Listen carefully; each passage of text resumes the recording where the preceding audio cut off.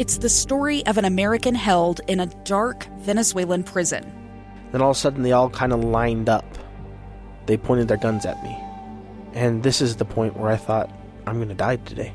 I'm Becky Bruce. I spent a year working on Hope in Darkness, which now has more than 2 million downloads. Find it on kslpodcast.com or wherever you listen to podcasts.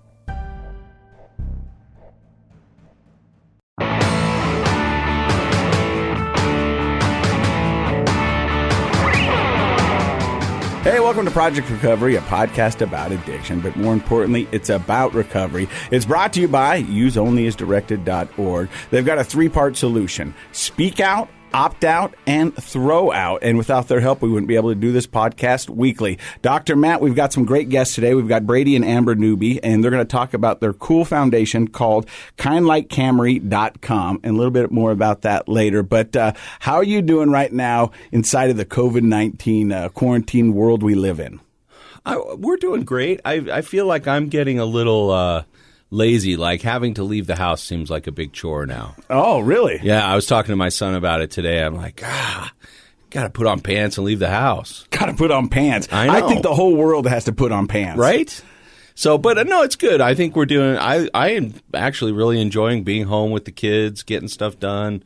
I'm probably working just as much as I always have, or even a little more. Mm-hmm. But because you don't have the commute and you're home for your kind of lunch break if you have one, it's kind of feels like you're home a lot more. Now, we record this podcast on a Thursday, release it on a Tuesday, and it's kind of snowy outside. Yeah. We had another aftershock this morning, which was like a 4.2. Yeah. And I don't know if it was a combination of all that, but I think today is the day that I just went, oh, man, not another one of these. It felt like Groundhog Day. It's like, I want to start. Well, today's the Great Utah Shakeout. I know, crazy, Isn't right? that funny? Yeah. You know, because for years they probably said, how cool would it be if we had an earthquake on the Great Shakeout? Or an earthquake at all, yeah, because we hardly ever have them. And now we've had over 1,200 aftershocks. In the Is past, today an aftershock, or how long later does it have to be before it's its own earthquake? I found this out because I've been watching a lot of news lately, probably too much.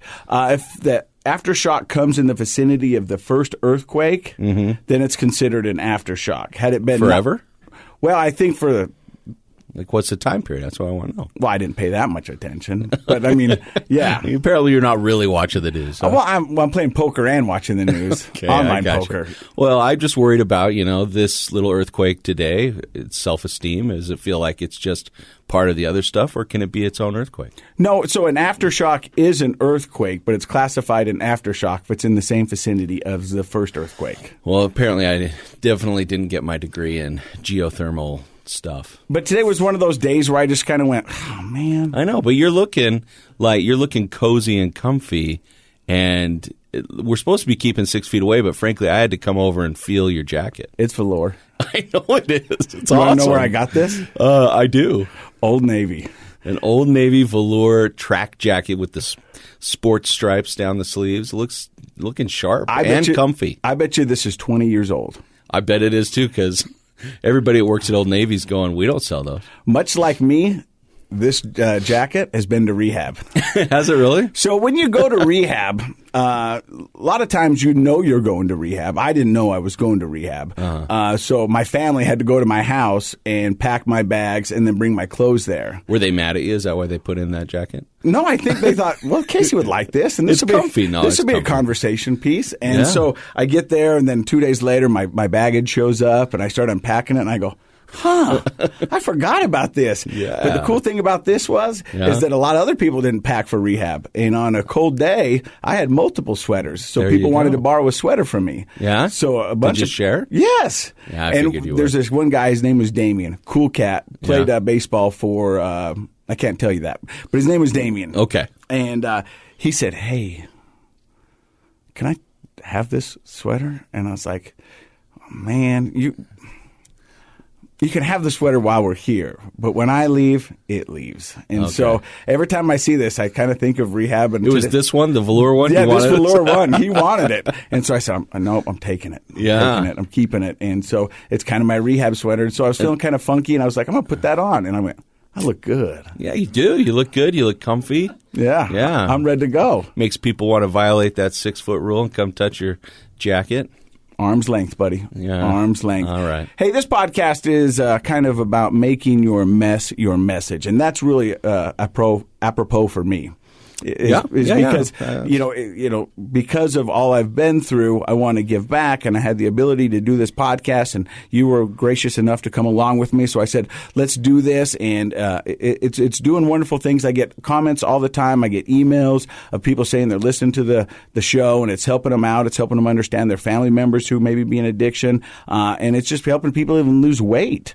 So it's doing some wonderful. It's helping people lose weight? Yeah. What? Because people look at their food addiction as an addiction. I you know, gotcha. and it gives them a better understanding Right. of what they're going through. And I've had so many people go, hey, we go out and we walk the track and we listen to your podcast. And it gives us and hope. we've tried to broaden that definition of addiction because there's so many different things people are addicted to. People want to feel good, and when we don't feel good, we want to feel better. And oftentimes we turn to things that are quick fixes. And so the obvious ones are drugs and alcohol, but of course, a lot of people turn to food or entertainment and those can become addictions too. That's right. And so, a lot of times people reach out to me through our Facebook page, either my personal one or the Project Recovery one. And I got reached out to by Brady and Amber Newby, and they said they have a story that they want to tell. And it's kind of goes along the lines of making your mess your message. So first, let's introduce them. Brady, Amber, how are you guys? Good. All right. So what made you want to come on and tell your story? I just don't want to see anybody have to go through what we went through and receive the phone call that your daughter has taken her own life. It's something that I would like to be able to take away from anybody and everybody, because it's by far the most horrible thing ever. So how did this whole story begin? It began in high school. Kamree was struggling in high school. She was having a hard time, and she come to me one day and told me that she was thinking of dropping out of school, and of course I'm like, no, you're not. That's not what's going to happen here. But it ended up being probably the best thing that ever happened to her. She dropped out of high school, and she enrolled herself in Cedar Ridge, which is kind of a secondary school there in Richfield. And she went. What kind of problems was she having in high school? I mean, was she just not fitting in? Was there what was going on? She was back and forth with. She felt like she was gay, and that was another hard conversation that her and I had, and I just feel bad because she had to have these conversations with probably the grouchiest man in town, me. I didn't take these things very good in the beginning. I struggled with them, and it took me a while to come to realization with that. And, like I say, in school, when she was having the hard time with depression and anxiety, she went from being a failing student to she gave the speech in her graduation. I don't know if it was the valedictorian but she was chose to speak at graduation. She excelled in school. Now, Dr. Matt, I think that story's common amongst high school seniors, where they either doing really wonderful or really poorly, and they can see that they have this capability in them, but then in other parts they're falling short. How do you deal with that? Well, you're right. It is really common. In fact, just to kind of back up, obviously she was dealing with several big stressors in her life and issues, but just in general, there are 3 transition periods of stress that kids go through related to school, and a lot of parents aren't necessarily aware of that.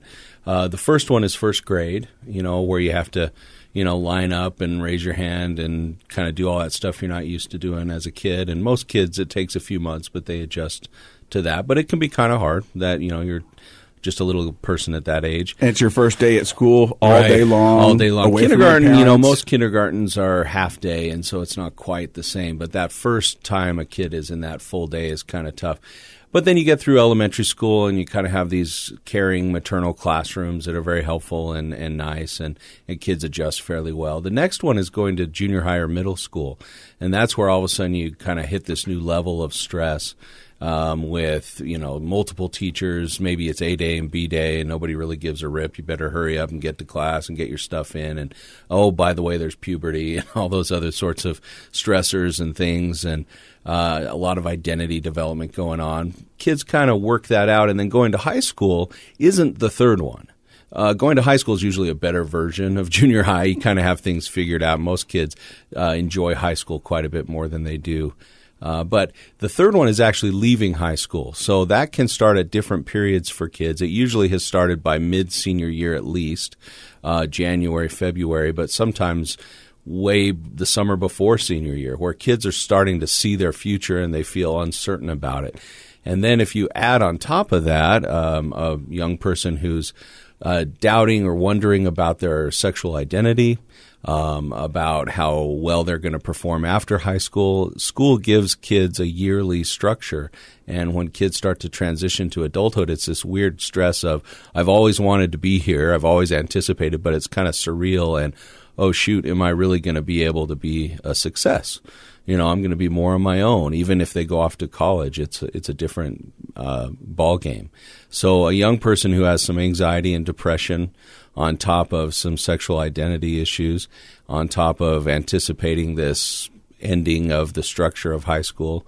We haven't talked about whether or not it sounds like she excelled when she found the right program for her, but sometimes kids struggle with attention and some academic issues as well. So a lot of parents should be anticipating that while we're excited about senior year of high school and graduating, there's also a lot of stress that comes along. Were these some of the trials you think Kamree was facing when she was going through this kind of ordeal? I do. She had been in the ROTC program, and she knew that she wanted to join the military. This was her dream. And once she got out of school and started moving towards that all come to an end with some medical issues, and that devastated her. Can we ask what those medical issues were that would stop her? Or is when she was a baby, she had some allergy tests, and that's what we were told it all come back to. Allergy tests? Yeah. Okay. And you said that was a crushing blow to her. It was. Throughout this time, was she using substances, or was she doing anything illegal like that? She was. She was cutting. She was self-medicating. About a week before she passed away, I met her up here in West Valley City, and we went to get some windshield wipers for her car. It was a rainy day, and when I got in her car, I instantly smelled marijuana. I talked with her about it. She told me she was using it because of her depression, and that it was just a one-time deal, and basically, don't worry about it, Dad, I'm okay. And she convinced me. And you guys, not to justify this or rationalize it in any way, but you guys are from a small town here in Utah. We are. We're from Richfield, Utah, a town of under 10,000 people. And what do you do by nature? Well, I mean, what's your job? So I'm a maintenance man at a hotel, and Amber is a registered nurse at the hospital. So do you feel like being a registered nurse, you had an idea of what was going on, or sometimes are you blinded because it's your own child? I was totally blinded because it was my own child. I mean, I could see her cycles of depression, and I knew she needed medication to help with that. But she was kind of stubborn. We had tried a couple things, and she didn't like the side effects. So I just made her more irritable or sleepy all the time. And someone who's depressed does not need to be sleepy all the time. So then she started exercising a lot, which worked good for her. But you could see her cycle. I watched her cycle, especially now that I look back at it. She would do really good for a while, and then another, stressor or something would hit her, and she would quit exercising, quit hanging out with friends, quit doing the things she loved to do.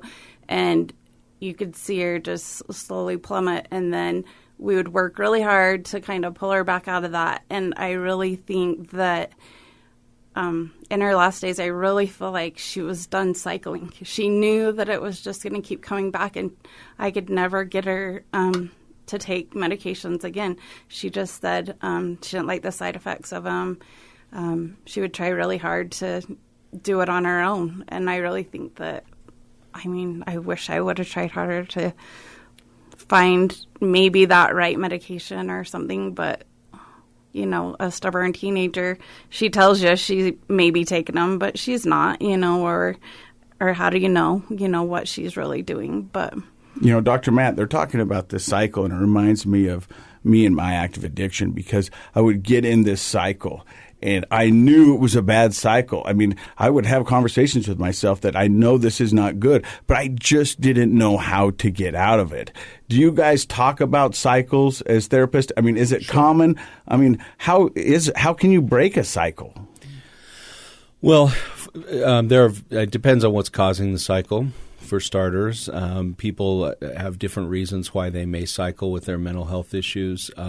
For some people, it's very biologically driven. So somebody who's on a bipolar spectrum, for example, may feel somewhat or largely out of control with those cycles. For other people, it has to do with stressors and in their lives. A lot of people, unfortunately, are growing up or living in fairly chaotic environments that throw a lot of unanticipated stressors their way. Stressors can do that. If it's a biologically driven situation, then even though it can be extremely difficult working with somebody who is a specialist, it kind of surprises me that, when people say, oh, they're a therapist, that's sort of like saying, oh, somebody's a doctor. Well, we know that we don't go to the dentist for, an infection in my elbow, right? So different therapists, different types of mental health professionals specialize in different things. So if you're somebody or your family member, somebody who cycles biologically, you really need to work with someone that specializes there. And unfortunately, medicines do have side effects. In fact, all medicines do. And depending on the person's individual metabolism, sometimes they don't tolerate those side effects very well, and it can be quite discouraging. So that, unfortunately, what you're saying about your daughter's experience, I totally get that. That's hard. The other one then would be looking at the stressors in a person's life and trying to help them preempt dealing with those stressors to kind of mellow things out. But the biggest problem with cycles, I think, is the discouragement. And I think you were mentioning that. She could anticipate this might continue to be my situation. And so you get less and less motivated to try to even things out and get into a good place if you anticipate it's just going to come crashing down. And that can be very depressing in and of itself, on top of whatever else is going on in a person's life. You're listening to Project Recovery. We'll have more of Brady and Amber's story and Kind Like Kamree coming up in just a few seconds.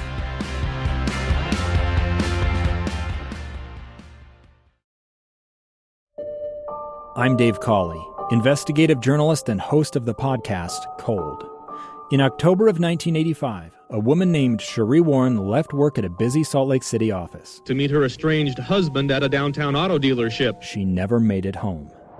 Cherie's car surfaced weeks later in Las Vegas. In the parking lot of a hotel casino. No one knows how it got there. Strange. It was strange. Both Cherie's estranged husband and her boyfriend raised suspicion for investigators. I kind of thought that he might have done something. But no arrests were ever made. In Cold Season 3, we dig into double lives, make new connections in the case, and examine the difficulty raised by reasonable doubt. We want answers just as much as anyone else. They have creeps like that now too, so nothing's changed. That's the new Cold Season 3, The Search for Cherie, now available anywhere you get your podcasts.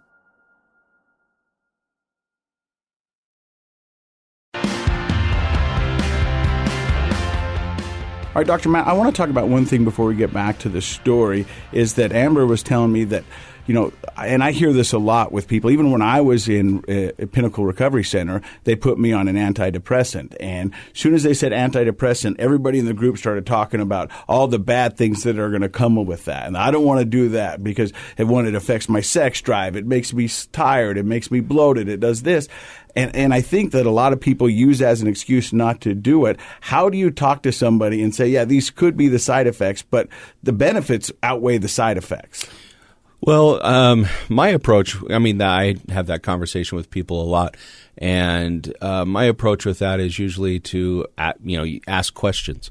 Well, tell me about what it's like to be depressed and how does that feel? And, what would you do would you put up with a little bit of dizziness or bloating if you could not feel that way?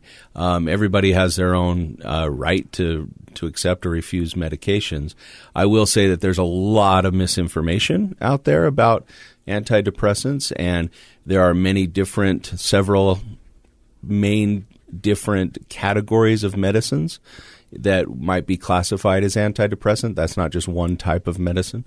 And so a person who's really struggling with depression ought to work with a specialist and be willing to try some of these different categories of medicines until they find one where if they are experiencing side effects, they're tolerable. I've heard often, but I will say a lot of people don't ever really have very many side effects. To be honest, a lot of my patients that I work with take an antidepressant, and the side effects that they have are often during the first week or two, and then their bodies adjust, and they don't experience that anymore. So I think you're right. It could also be for somebody in addiction. We know that you're advised not to use drugs and alcohol while you're taking these medications. And so a lot of people immediately find excuses to not take these medications because they know it's a barrier potentially to them being able to stay using their substance. And so a lot of people that you were listening to were probably in that category. Oh, yeah. 100% correct. You're not supposed to drink alcohol. You're not supposed to smoke weed. You're not supposed to do these things. And people are like, whoa, whoa. Oh, hey. Oh, hey, hold on now. It's not that bad. Hey, so let's get back to Kamree's story. And so I was wondering, I'm sorry to jump in on that, good. But could we back up a little bit? Maybe tell us a little bit about your family and how many siblings, if any, she has, and what she was like when she was younger and maybe in elementary, junior high school before some of these things became real big issues. So, yeah, we had 4 girls. We have a set of twins, and then... And where did Kamree fall in this? Kamree was the youngest. Okay. She was our youngest, and yeah, when she graduated, she made us empty nesters, and that's when I kind of started noticing that there was some depression going on with me, because that just makes you feel old. It's kind of a sucky time in life, and we weren't old enough to be empty nesters. I didn't feel, but well, it depends on when you get started. we got started pretty early. Yeah. So the earlier you start, the earlier you are being an empty nester.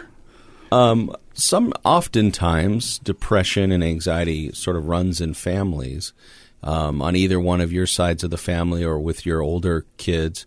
Has anyone experienced anxiety or depression? So yeah, I lost my brother in 2003 to suicide also, and was that something he'd struggled with for a long time, depression?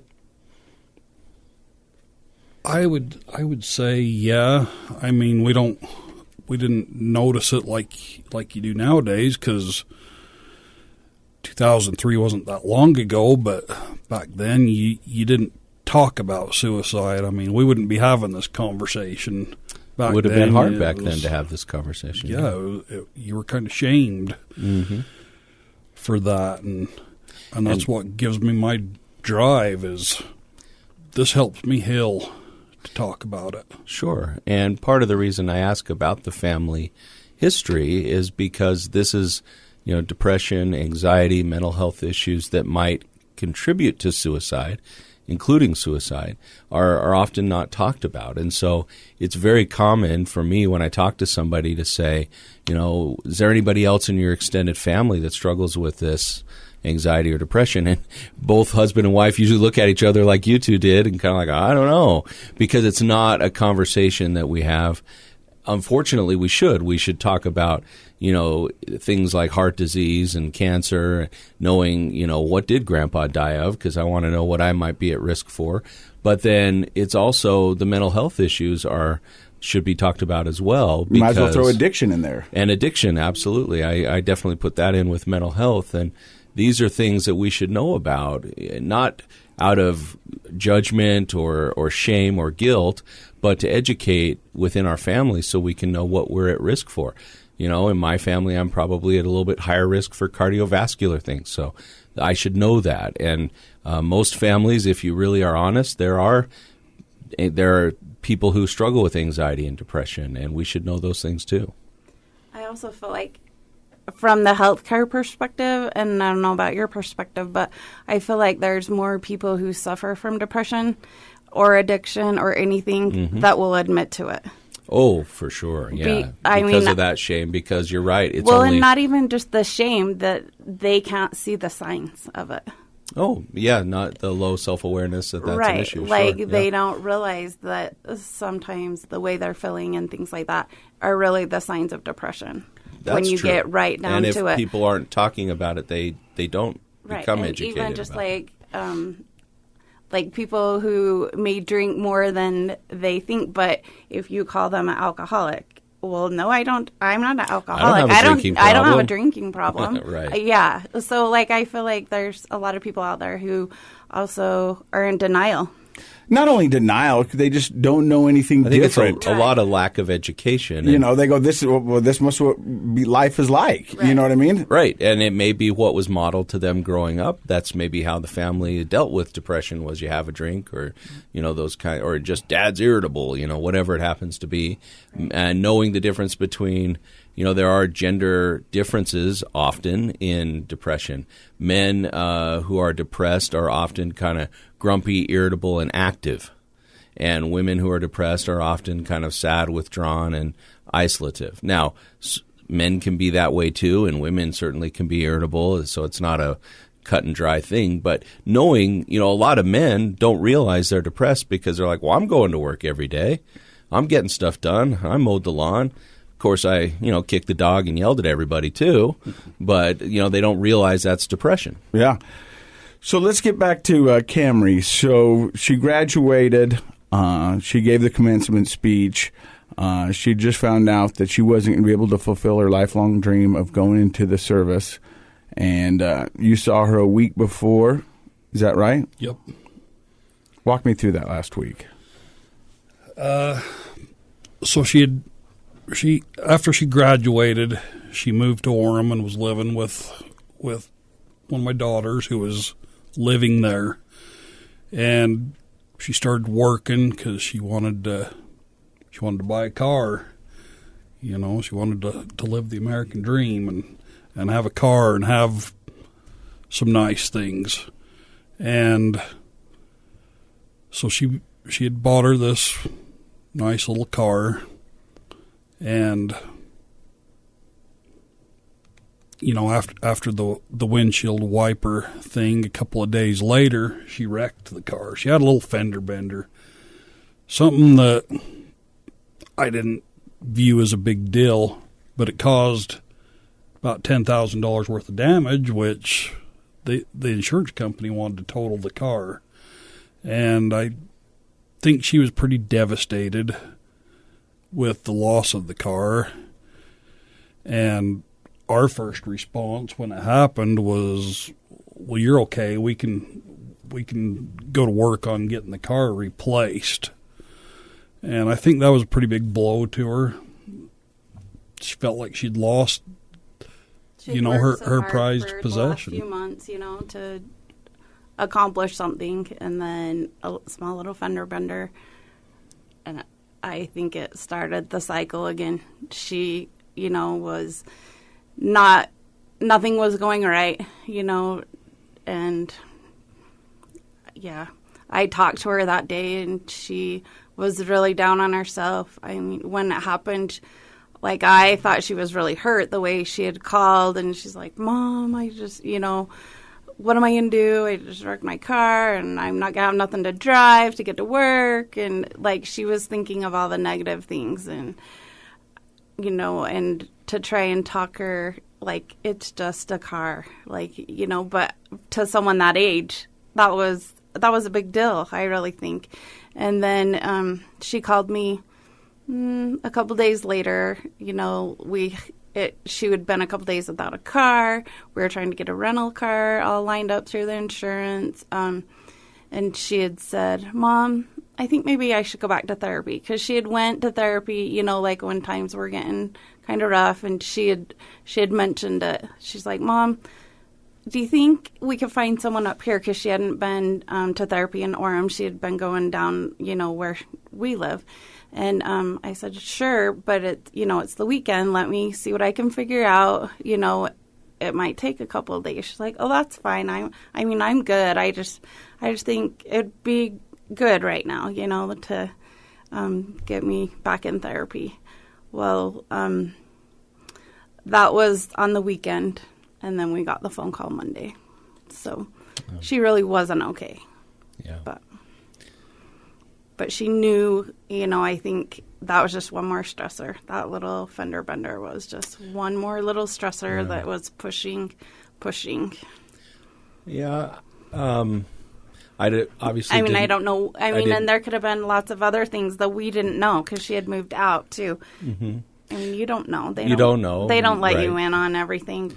I wish I knew, but I don't. Well, and even if you had known as parents, she's at an age and living away from the home where she needed to be taking care of a lot of things for herself and asking for help when she needed help. And she obviously recognized she needed some emotional support. I will say that I didn't know your daughter, obviously, and I don't know you guys, but I will say that at that age, transitioning from childhood to young adulthood is that transition we talked about. It's difficult for a lot of kids.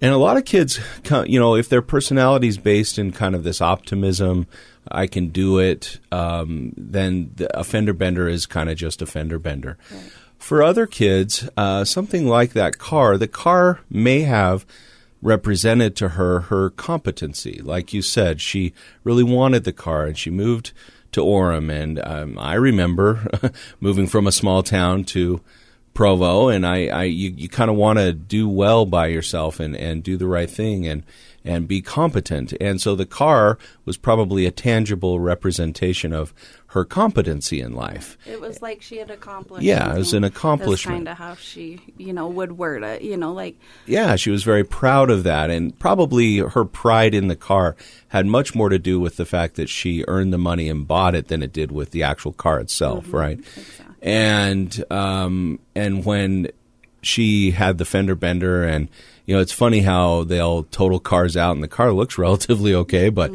because the cost is more than it's worth, then they'll total the car out, and she may have interpreted that as, I'm not a competent person, or I'm struggling, I may not ever be able to make it as a young adult. She was already going through these cycles of depression. Each time a person goes through those cycles, they typically become a little more pessimistic about the future and anticipate the difficulties of their moods going up and down. And the car may have been something that represented something real positive, and now it was gone. And she may have been some kids have more of a pessimistic and negative, hopeless attitude about the future, and with that being taken away, and she may have blamed herself for the accident, who knows. But that's a tough thing that the rest of us on the outside wouldn't know how to interpret that, because she that's an internal thing. So you guys as parents shouldn't feel like, oh, I should have known. You shouldn't have, actually.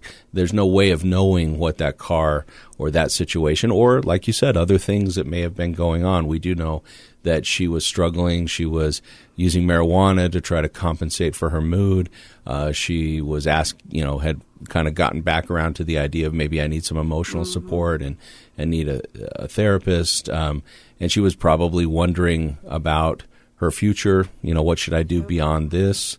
And that can be a really tentative time in a young person's life. And as parents, when they move away from home, we don't have our eye on them in the same way we do when they're at home. Right. And with her struggles, I feel like that's why we were okay that she was going to live with her sister. Sure. Okay, but there's still some eyes on you, which at that age, they're never home much. I mean, I know her sister has a lot of guilt with all this, but she should have seen the signs too, but she was never really there. She slept there, but she's out and about. She didn't. So how long ago was this?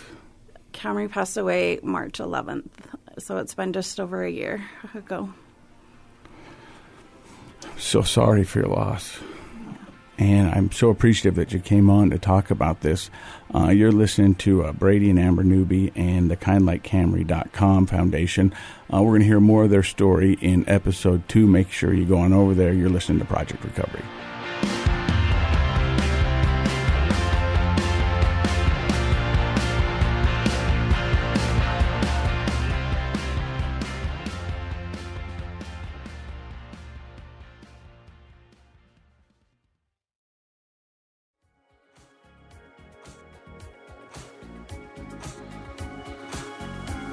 The contents of this program are for informational purposes only. The program is not intended to be a substitute for professional medical advice, diagnosis, or treatment. Always seek the advice of your physician, licensed therapist, or other qualified health provider with any questions you may have regarding a medical condition. Never disregard professional medical advice or delay in seeking it because of something you've heard on this program.